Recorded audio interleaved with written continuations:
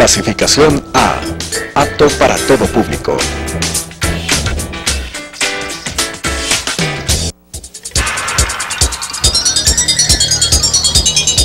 Las opiniones vertidas en este espacio por la producción y dirección del programa son de exclusiva responsabilidad de sus autores y de quienes intervienen en ellos.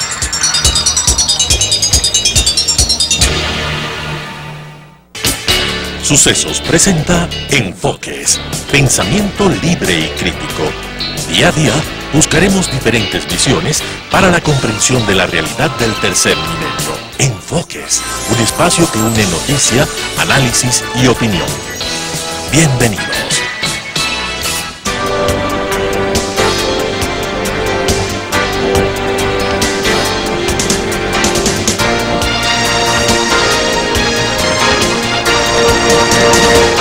Gracias por continuar con nosotros. Luego de escuchar las noticias con Hernán Higuera, damos inicio a este espacio entre Radio Sucesos y Telesucesos. Nuestro invitado es el doctor Edgar Jaramillo. El país entero, doctor Jaramillo, está pendiente sobre qué pasa con las frecuencias. Es el concurso más grande de frecuencias, en teoría, para democratizar la información, que todos tengamos acceso a una frecuencia y podamos conseguir que los diferentes sectores del país puedan trabajar y tener medios de comunicación. Usted es parte del observatorio de frecuencias que está haciendo un análisis sobre esto. ¿Cómo está la situación? ¿Qué pasa con los organismos oficiales, los organismos que regulan las comunicaciones y también con el observatorio de una serie de hombres y mujeres ilustres que están mirando lo que ocurre? Bueno, yo podría en una palabra sintetizar lo que está ocurriendo: incertidumbre. Esto es lo que está pasando porque no ha habido la posibilidad de acceder al proceso, a la Arcotel, a la Agencia de Regulación y Control de las Telecomunicaciones, para saber ni siquiera cuántas solicitudes se presentaron. Porque como usted recordará, se anunció en un primer momento que eran como 846, una semana después se dijeron que eran como 1200, es decir, no hay ni certeza respecto del número de solicitudes presentadas. ¿Cuántas frecuencias se pusieron a concurso y de las solicitudes presentadas, cuántas quieren la misma frecuencia? Porque habrá varias que quieren frecuencias que sean más novedosas, con mayor presencia, en fin. Sí, como usted acaba de señalar, este ha sido el concurso más amplio. El número de frecuencias que se estaba licitando eran de 1.472 frecuencias. Radio y televisión. Radio y televisión para radios privadas o comunitarias, y lo mismo para canales de televisión privados o comunitarios, ¿sí? 1.472 frecuencias, pero no se sabe el número de solicitudes con precisión, no se sabe quiénes presentaron y para qué frecuencias. Después de que es absolutamente incierto cuál es el panorama de este proceso. Porque el concurso estaba abierto hasta junio, hubo prórroga hasta julio por el tema del terremoto en algunas de las provincias del país. Quiere decir que desde esa fecha ahora no se conoce quiénes licitaron ni qué personas están participando para conseguir o que se vuelva a otorgar una frecuencia a una radio, a un canal ya establecido, o los nuevos que van a pasar. Todavía no hay ningún tipo de información. No hay ninguna información. Mire, le quiero contar una experiencia que vivimos frente a la negativa del Arcotel de entregarnos esta información fundamental, de saber cuántas solicitudes, cuántos proyectos se presentaron, para qué frecuencias y quiénes los habían presentado. Nosotros nos vimos obligados a ejercer una acción constitucional, acción de acceso a la información pública. Recuerde usted que tanto en la convocatoria cuanto en la ley de comunicación se establece que el concurso de frecuencias será un concurso público, abierto y transparente, lo cual no ha ocurrido. ¿Cuánto de público, cuánto de abierto y cuánto de transparente? Absolutamente nada, no es público. Ciertamente la concesión de frecuencias en el país es un tema de interés público, pero también lo establece la Constitución y la ley, pero las autoridades no han dado paso. Entonces, planteado la acción de acceso a la información pública, la juez segunda de familia, nuestra demanda, se sorteó y cayó en el segundo juzgado de familia de Quito. Nosotros nos presentamos ahí en medio de un gran número de funcionarios públicos, nosotros fuimos apenas 2 personas. La jueza terminó determinando que nosotros teníamos razón, puesto que los planteamientos de hecho y de derecho eran irrefutables, y les pidió a los funcionarios que estuvieron ahí del Arcotel que exhibieran la información, ¿no? Y le dijeron, está publicada. Les pidió que dieran la dirección web La jueza accedió a la dirección web y dijo, aquí no encuentro nada, explíquenme en dónde encuentro la información. Entonces no supieron, se veían unos a otros, llamaban por teléfono. Al final la juez dijo, no está publicada esta información y por lo tanto, pues concedo un plazo para que se entregue esta información. Transcurrido ese plazo, ¿han subido la información y está publicada? Tampoco hay ninguna información. Y mire lo que lo que ocurre, algo insólito. La juez, después de que nos da razón, les pregunta a los funcionarios, les dice, ¿y cuándo pueden entregar la información? Imagínense esta actitud de una jueza que dice, ustedes tienen la razón, no hay razón alguna para que no se les entregue la información. Y le pregunta, ¿cuándo puede? Y tampoco supieron dar razón. Empezaron a llamar y por el tiempo que había transcurrido, entonces la jueza dice, bueno, les concedo hasta el 15 de diciembre, después de que habían transcurrido ya 90 días del cierre del proceso. Esto es insólito, inaudito, porque además transgrede la LOTAI, es decir, la Ley Orgánica de Transparencia y Acceso a la Información, que le concede un plazo máximo cuando la petición es justa, responde a derecho, le puede conceder un plazo de 8 días y la jueza le concede más allá del plazo que ella estaba facultada. Frente a esa circunstancia nos vimos obligados a plantear, apelar de esta decisión ante la Corte Provincial, y la Corte Provincial se ratifica la decisión de primera instancia y les concede al Arcotel el plazo de 8 días. Cumplido ese plazo, tampoco entregaron la información. Entonces, ahora lo que estamos es pidiendo sanciones para esas personas que en claro desacato han incumplido con una disposición. Ustedes están pidiendo sanciones para quienes no acataron la orden de los jueces. Pero ¿qué ocurre con la información? Porque volvemos al punto, ¿cuándo tendremos la información? No se hablaba de que entre septiembre y octubre se pasara del Arcotel al Cordicom ya para el otro proceso del concurso de frecuencias. ¿Dónde están los trámites? ¿En qué estado están? Ustedes son parte de un observatorio formado por diferentes personajes, en donde está Juan Carlos Solines, donde está usted, está Roberto Aspiazu, en fin, están varios personajes.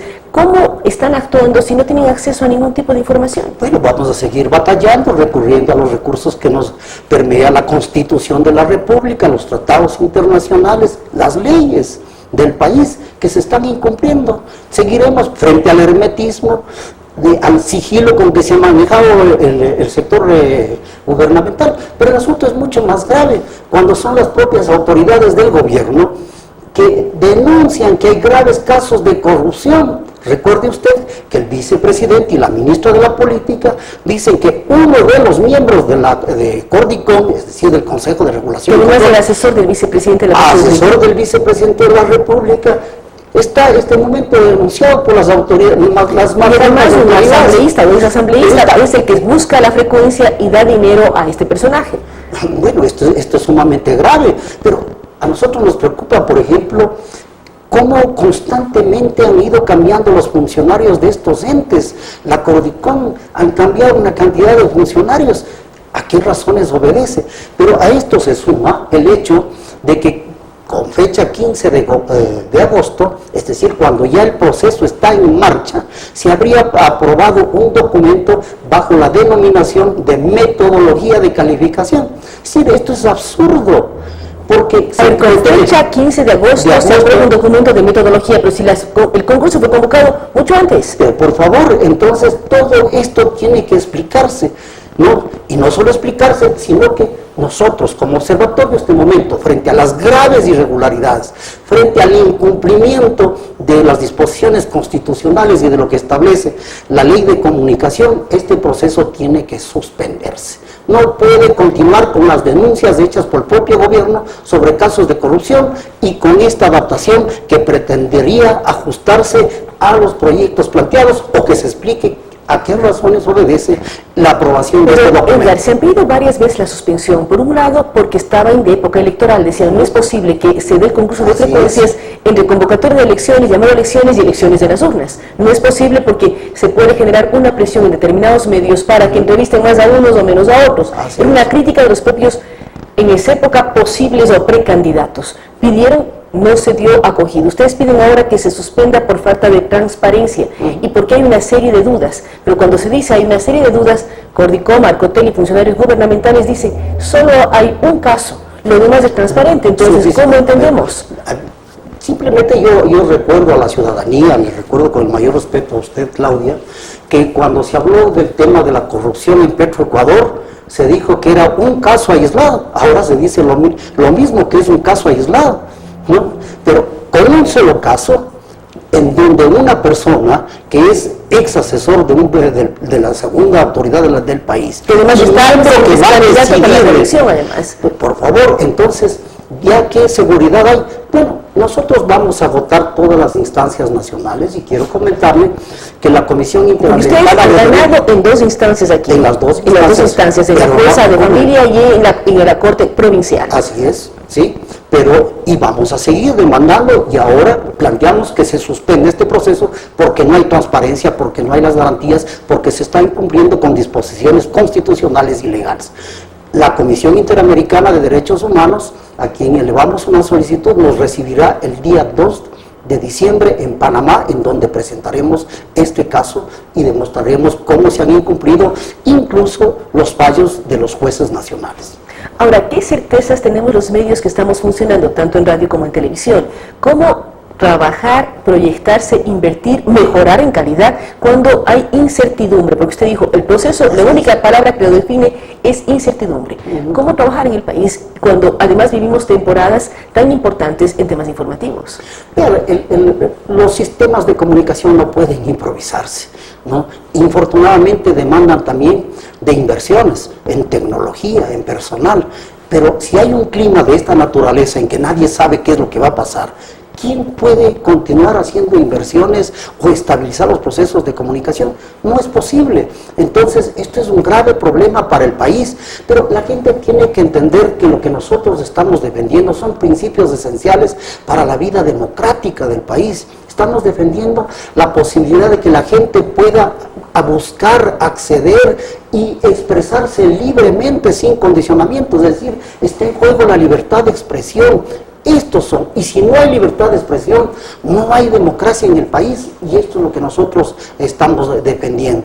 La gente tiene que saber que atrás de esto está el derecho ciudadano a escoger los canales que quiera ver, escuchar las radios que quiera escuchar, si quiere música, deportes, bueno, esto es lo que quiere. No se puede uniformar el pensamiento y tampoco no vamos a aceptar que se pretenda mantener una sola visión de pensamiento para imponer condiciones en el país que atenten gravemente contra el sistema democrático. Usted hace un llamado y es muy claro al decir, ganamos dos instancias en Ecuador y vamos a la instancia internacional. La primera audiencia es el 2 de diciembre. Mientras tanto, ¿qué pasaría si ya deciden asignar frecuencias? Porque son las preocupaciones que tenemos medios, audiencias, público y de la población ecuatoriana. ¿Cómo ir avanzando? Sería muy grave que las principales frecuencias, las que tienen la mayor audiencia, los que tienen programas de opinión, frente a esas frecuencias se conceda a personas que estén aliadas, sean aliadas del gobierno, partidarios, familiares de actores políticos. Esto sería tremendamente grave. Entonces, si no hay transparencia, todo es posible.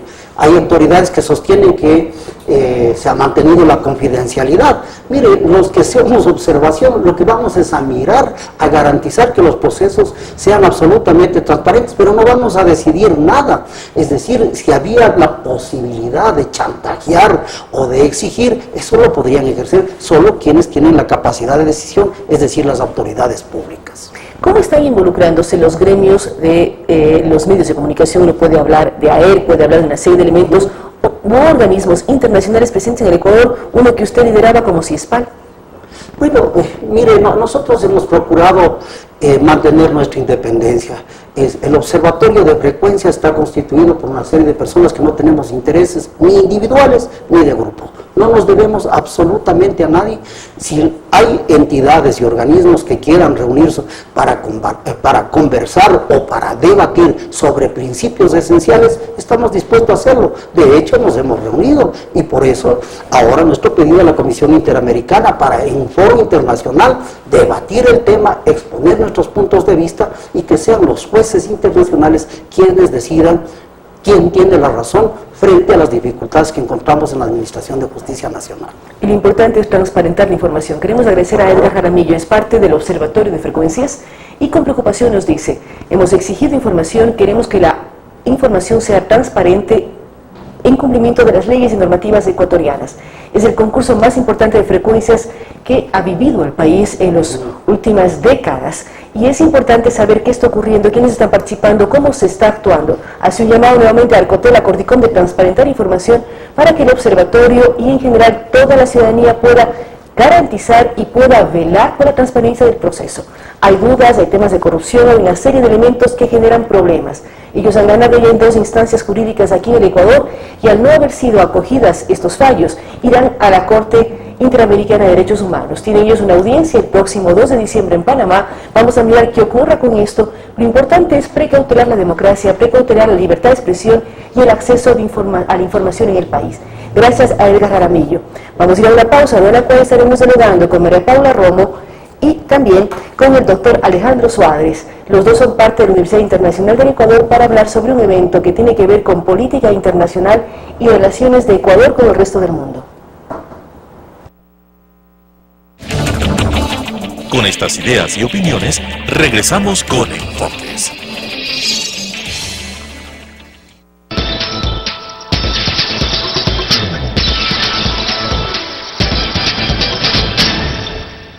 Si está interesado en participar de forma gratuita en el programa Mi Música, contáctenos al 246-8427, 096 96 17 136, 0999 440 113, o escríbanos al correo electrónico elizabeth-consuegra@yahoo.com.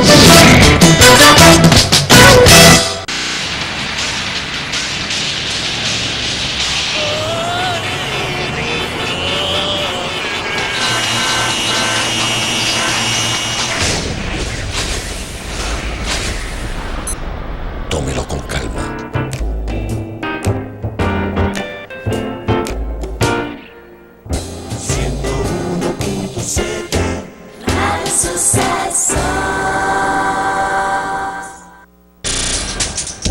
Telesucesos es un canal de televisión comprometido por entero a la noble tarea de comunicar con responsabilidad. Somos un medio de comunicación que educa, informa y entretiene con una probada ética profesional.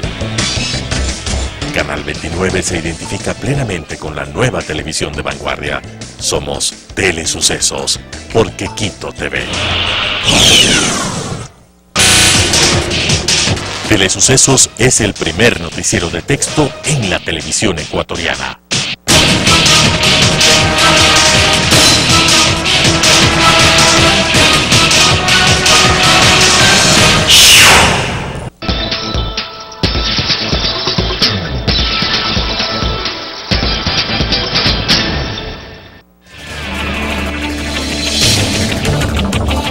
Con nuevas ideas y opiniones, estamos de vuelta con Enfoques.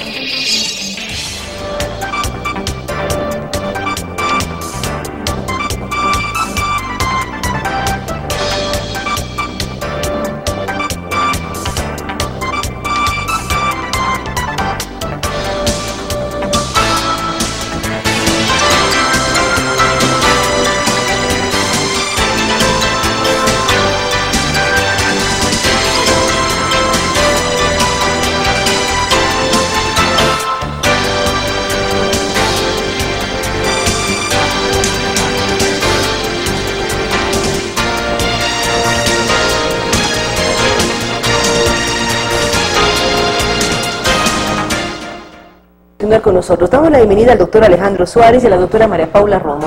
Ellos son parte de la Universidad Internacional del Ecuador, quienes conjuntamente con la Universidad Andina y el Centro de Estudios Internacionales están organizando un evento que inicia el día de mañana para mirar a futuro cómo garantizar o cómo deberían ser manejadas las relaciones internacionales del Ecuador durante el próximo gobierno. María Paula, tú como decana, ¿cómo miras estas posibilidades cuando todavía estamos acabando de inscribir candidatos, arrancando campaña y no hay nada claro en lo que significa el panorama electoral? ¿Cómo planificar desde la academia planteamientos para las relaciones internacionales, comerciales del Ecuador hacia el resto del mundo. Buenos días, Claudia. Muchas gracias por la invitación. Es un placer además compartir la charla con Alejandro Suárez, colega en la universidad, y saludos también a las personas que nos escuchan. Efectivamente, la jornada de mañana está planificada como un día entero de reflexión sobre la política exterior del Ecuador, que si bien es cierto, va a ser muy importante en el debate de los próximos meses que tienen que decir los candidatos a la presidencia de la República y a la Asamblea Nacional, que es la obligada de ratificar varios de los compromisos internacionales del país. Pero también me parece que en alguna medida se requiere, y está planteado así, una evaluación de la política exterior de estos últimos años. La jornada está dividida en diferentes componentes, desde diferentes enfoques. Hay una parte que tiene que ver con la política exterior y seguridad, política exterior y derechos humanos, política exterior, y yo creo que ahí vamos a tener también una discusión muy interesante en una parte que se ha titulado Ideología y política exterior, que tiene que ver también con cómo un país puede o no, debe o no sacrificar los intereses suyos y los de sus ciudadanos en pos de algunos arreglos de la geopolítica, que es en buena parte lo que hoy podría discutirse sobre el manejo de la política exterior ecuatoriana. Además, la charla introductoria, la charla magistral con la que inauguraremos la jornada, la va a dictar José Ayala Lazo, una de las voces más autorizadas en el país en esta materia. El ex canciller José Ayala Lazo, pero también parte de una serie de organismos internacionales en temas decisivos en el mundo entero. Efectivamente. Doctor Suárez, María Paula toma varias aristas, habla de seguridad. Uno debe recordar que en los 10 años de Revolución Ciudadana hemos roto relaciones con Colombia, hemos mantenido relaciones con Colombia. Actualmente tenemos dificultades, por ejemplo, con Brasil. Se llamaron a consultas a los embajadores y no sabemos todavía qué pasa luego de la destitución de la presidenta Rousseff. Vemos también a Assange, que sigue asilado en la embajada ecuatoriana en Londres. Cuando se habla de una serie de elementos, tenemos seguridad, tenemos lo que hablaba María Paula, el tema de ideología y política internacional, pero también apertura este momento para firmar un acuerdo con la Unión Europea que ya está prácticamente terminado.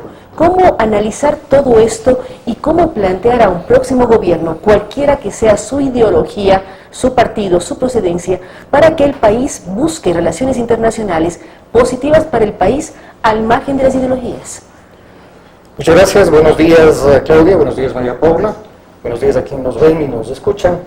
El título, el nombre de nuestro evento es Relaciones Internacionales del Ecuador hacia una política exterior de Estado. ¿Qué es lo que significa esto? Nosotros hemos partido del concepto que es universalmente aceptado, de que una política exterior de Estado, una verdadera política exterior de Estado, tiene que estar sustentada en dos pilares fundamentales, que son los intereses del país, los intereses para el desarrollo de los países y el respeto y promoción de los principios fundamentales del derecho en general y del derecho internacional en particular. María Paula decía muy bien, vamos a hacer una reflexión sobre lo que ha sido la política internacional del Ecuador en estos años, justamente para evaluar en qué medida esta política ha respondido a una política exterior de Estado. En la Universidad Internacional, en donde permanentemente hacemos reflexiones sobre los temas de las relaciones internacionales, nos hemos encontrado con la necesidad de precisamente hacer una evaluación de qué es lo que ha ocurrido con la acción internacional, la acción externa del Ecuador. Pensamos, yo en lo personal, que no ha habido propiamente una política internacional del Ecuador. Ha habido una acción externa compuesta de acciones, reacciones, gestos, actitudes, a veces contradictorias, que se han dado con un componente que resulta, por decirlo de alguna manera, preocupante, y que es el componente ideológico. Una verdadera política exterior de Estado tiene necesariamente que superar el componente ideológico que corresponde a la orientación ideológica de cada gobierno. El Ecuador tuvo una política exterior de Estado, la tuvo durante algún tiempo, durante muchos años, que precisamente se caracterizó por superar el factor ideológico, pero en este gobierno nos hemos encontrado con que muchas de las acciones externas del país precisamente responden a un a ese factor ideológico que sería muy importante evaluar en qué medida ha beneficiado o en qué medida no le ha beneficiado al interés fundamental en las relaciones exteriores del Ecuador. Ustedes van a hacer un análisis, María Paula, en donde participan una serie de invitados. ¿Cómo buscar políticas de Estado en general en el país? Porque estamos hablando de relaciones internacionales, pero si uno analiza cada arista de las obligaciones, de todo lo que significa un Estado ecuatoriano, uno puede pensar en educación, en salud, en una serie de elementos. ¿Por qué tenemos un problema cuando se habla de políticas de Estado y no políticas puntuales de un gobierno y de una ideología, en cualquier ámbito que hablemos? De acuerdo, esta misma reflexión sería aplicable a cualquiera de las materias que tiene que decidir un Estado. Justicia, en educación, en justicia, en el manejo del medio ambiente. Sin duda también un gobierno que gana elecciones tiene un margen de acción y debe tener un margen de acción para poder imprimir sus políticas y sus ofertas, sus propuestas en el marco de su acción de gobierno. Pero probablemente es precisamente en las relaciones internacionales en donde esto debe ser menos errático y menos susceptible a los cambios de gobierno. Yo quiero rescatar algo de la jornada que tenemos el día de mañana, y es la importancia de que desde la academia, desde las universidades, estamos unidas varias instituciones educativas con la iniciativa de la Universidad Internacional del Ecuador, pero desde la academia, desde la reflexión, se pueda no solamente hacer un análisis, sino documentarlo, darle seguimiento a una serie de temas que tienen que ver con la política exterior del Ecuador y que son poco abordados y que no se profundizan lo suficiente. En la propia Universidad Internacional estamos haciendo un esfuerzo por seguir, por ejemplo, todo el tema de las relaciones entre el Ecuador, América Latina, pero en particular el Ecuador y Asia. En los últimos días se ha llevado adelante ya la 5ª ronda de negociaciones de lo que será un equivalente al TLC Ecuador-Corea del Sur, y hay muy poca información sobre eso. Estamos trabajando, pero al mismo tiempo vemos la reunión en Lima, en donde está el presidente chino, que primero paró en Ecuador, es el presidente Obama, hablando de todo lo que es Asia-Pacífico, o la cuenca del Pacífico entre América y Asia, y Ecuador no está. Exacto, un convenio del que también nos estamos quedando por fuera. Entonces, ahí hay una tarea de reflexión y ahí hay una tarea de proponer los temas para la discusión nacional. ¿Cómo se logra tener una política de Estado así? Porque se construye una política de Estado cuando los diferentes sectores que hacen un país, que son sin duda los sectores políticos, pero también económicos, empresariales, la sociedad civil, los medios de comunicación, la opinión pública, cuando estos diferentes sectores son capaces de compartir unos objetivos en común respecto de la política exterior y entonces sostenerlos a lo largo del tiempo. Esa es una de las tareas, ese es uno de los objetivos que nos planteamos en la jornada que es el día de mañana, durante todo el día, en las instalaciones de la Universidad Andina Simón Bolívar, y que es abierta, están todos, por cierto, invitados. ¿Desde qué horas arranca la jornada? Desde las 9 de la mañana hasta las 6 de la tarde, y van a participar distintas personas con distintos abordajes de los temas, voces de lo más diversas. Está invitada Grace Jaramillo, una conocida experta en los temas de relaciones internacionales, como ya lo dije, José Ayala Lazo, ex canciller del Ecuador, una persona con una de las voces más autorizadas en el tema. Está invitado Fernando Bustamante, legislador en el país y que además presidió la Comisión de Relaciones Internacionales de la Asamblea Nacional durante muchos años. Está invitada también, bueno, están varios profesores, varios docentes, pero algunos docentes que vienen desde Colombia, porque uno de los temas que nos hemos planteado es el impacto que el acuerdo de paz, inminente me parece, a pesar de los tropiezos de los últimos meses, pero el acuerdo de paz que firmará Colombia va a tener unas repercusiones específicas sobre el Ecuador que hoy se están discutiendo poco, en materia de refugio, en materia de seguridad, en materia de relaciones bilaterales. Así que hemos hecho un gran esfuerzo, los docentes de la Universidad Internacional, el Centro Ecuatoriano de Estudios Internacionales, Alejandro entre ellos a la cabeza. Se ha hecho un gran esfuerzo para tener una jornada de una profunda reflexión con las voces más autorizadas, y esperamos desde la Universidad Internacional del Ecuador, aportar en el debate sobre un tema que es vital para el país. Es vital para el país, sobre todo cuando se habla de políticas de Estado de carácter internacional. Usted hacía referencia a la imagen que tenía la Academia Diplomática Ecuatoriana y la diplomacia ecuatoriana 10 años atrás. ¿Qué pasa ahora con la Academia Diplomática? ¿Qué pasa con los nuevos diplomáticos que empiezan a ejercer funciones? Y a veces nos preocupa la situación actual a los ecuatorianos, a quienes estamos involucrados en una serie de temas, y vemos que deben ser buenos negociadores, deben manejar varios idiomas, deben una serie de cosas que ocurre frente a la realidad. ¿Esto está pasando? Claudia, precisamente para poner en práctica una verdadera política exterior de Estado, se necesita un equipo profesional, preparado, con oficio diplomático, y justamente la Academia Diplomática estuvo para eso. durante los años que tuvo de vida la Academia Diplomática, realizó un trabajo extraordinario en la preparación, en el adiestramiento de los funcionarios del servicio exterior, desde el inicio y a todo lo largo de su carrera. Uno recuerda lo difícil que era ingresar, o sea, tenía un análisis muy profundo, psicológico, de conocimientos, de trayectoria, para ingresar a la academia. Efectivamente, Claudia, a mí me tocó inclusive participar en varios de los procesos de selección y doy cuenta de la seriedad, de la transparencia con la que se llevaban a cabo esos concursos. Y efectivamente eran concursos muy rigurosos, muy rigurosos. Lamentablemente, una de las primeras acciones de este gobierno fue deshacer la Academia Diplomática, y con eso se perdió un excelente recurso de preparación profesional.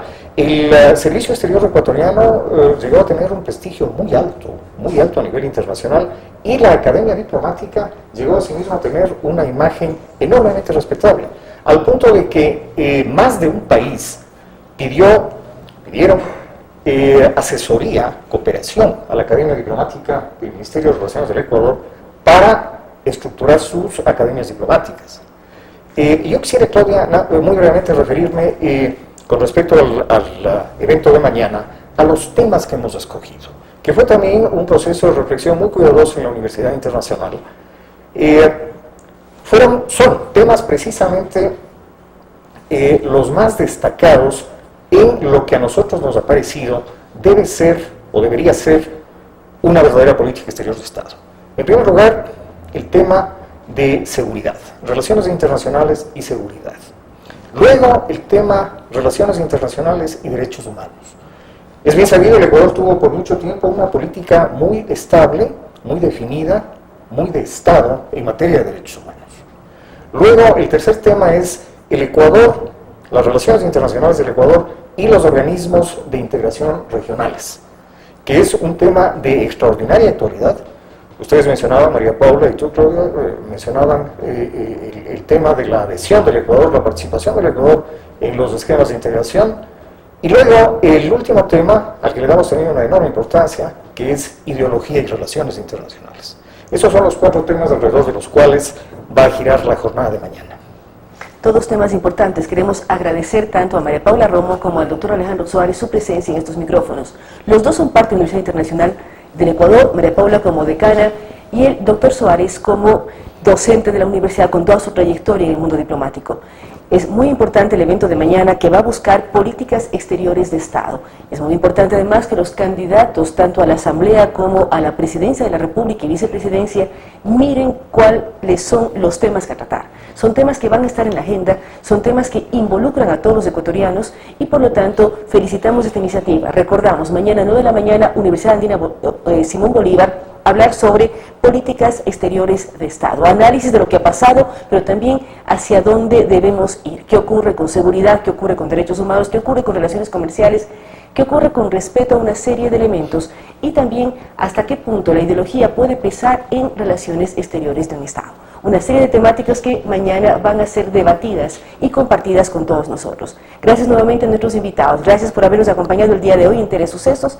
En Radio Sucesos vamos a una pausa y estará con ustedes dando noticias Hernán Higuera.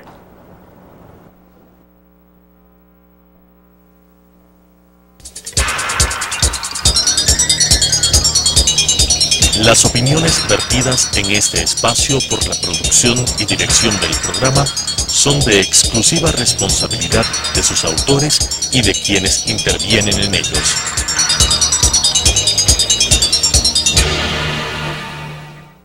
Sucesos presentó Enfoques, pensamiento libre y crítico. Día a día buscaremos diferentes visiones para la comprensión de la realidad del tercer milenio. Enfoques, un espacio que une noticia, análisis y opinión. Hasta la próxima.